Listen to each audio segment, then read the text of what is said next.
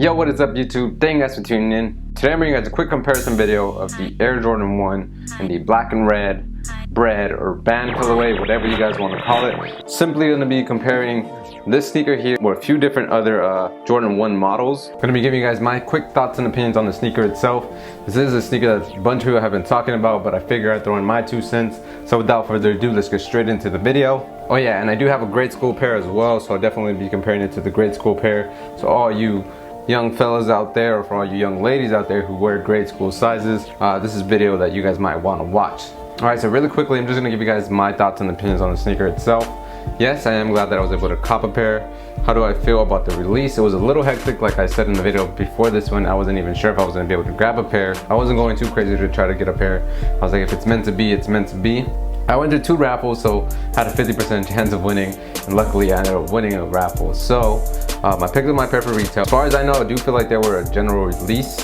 A lot of pairs were made, a lot of pairs were sold. There possibly will be a restock happening. I don't know when, I don't know where, but I do believe that Nike brand did hold off a few pairs, just held them in the stock room for a little bit, which I don't get. Most of the time when restocks happen, they're from the same batch of sneakers that they first officially released, so I don't even get why they wouldn't just sell them all at once when people are still going crazy for them and still want them. But hey, it's their company, they can do what they like. Me personally, big fan of this sneaker, Jordan 1. Big fan of this colorway. I still really love the Chicago colorway. Of course, as you guys can see, that's probably my favorite colorway out of these two. Now, the quality on this is good. The craftsmanship on my pair is not the best. There's like little glue stains and stuff, but can't complain. I paid retail, so can't really be mad at that. One thing that I'm indifferent about is the tumbled leather on the toe box and the heel counter. If you guys know, these come with tumbled leather, unlike the previous versions, so I'm not sure how I really feel about it. I'm not the biggest fan of how it looks on the toe box. Of course, it is going to prevent it from creasing as easily, or it's not going to look as bad when it does crease. However, I do think that it looks a little bit weird in my opinion. Like these are Chicago ones. The leather is super smooth, super soft all around, and that's why I love this shoe so much, because it's really like soft, plush leather, comfortable, doesn't pinch your toe, and it looks good. But it looks good when you wear them. Now this one, I feel like they cheapened out on the black leather, which is the smooth leather on here. It feels a little stiff. The black smooth leather on this isn't as plush, nowhere near as plush as the leather on my Chicago ones.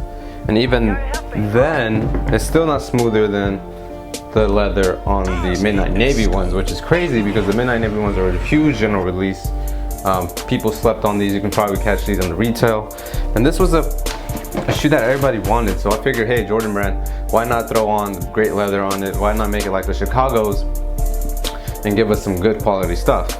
They went in on the toe box and the swoosh and the heel counter, which is cool, I guess, in certain people's opinions, but I think they kind of cheaped out on us. Personally, I would have preferred the tumbled leather to be on the black and have a little bit of a smoother, softer leather on the toe box and on the swoosh, but it is what it is. If they would have made it exactly like the Chicago ones as far as leather quality goes, I would have been super happy. Like these right here are great. I've never owned a pair of shutter backwards, but I know how they feel, how they look. Everybody's comparing it to that because of the way that it's creased and the way that it's tumbled.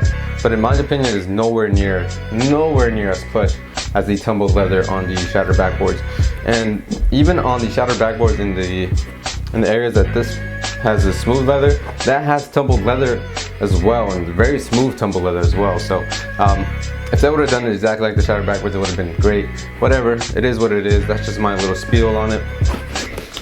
Enough about that, let's get into the GS pair. Now, I was able to get a GS pair for my girlfriend. She's not the biggest fan of Jordans at all, but she is a big fan of the Chicago Jordan 1s and have not been able to find that in her size, so I thought I'd just get her these for now, hold her off a little bit. She wasn't really digging them. I was like, hey, just let me get them for you. I'll just hold on to them if you don't like them. If you do like them, you can wear them whenever you like.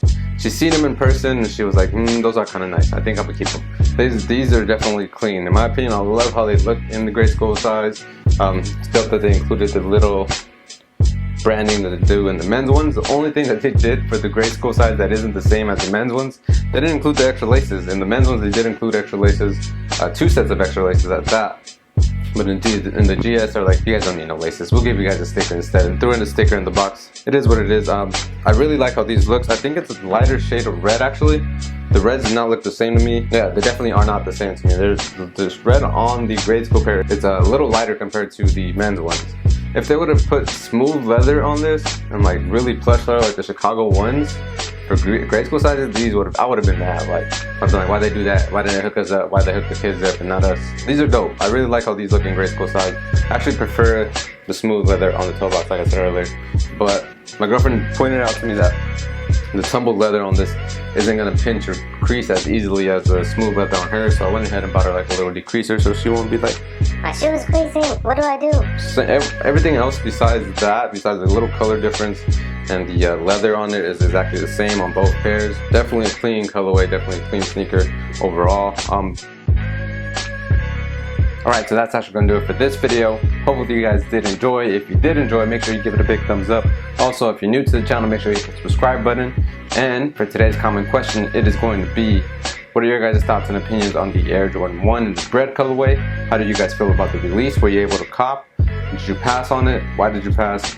Leave all that information in the comment section down below. As always, I'll try to conversate with you guys as much as I can in the comment section down below, so go ahead and drop a comment down there. And until next time, peace.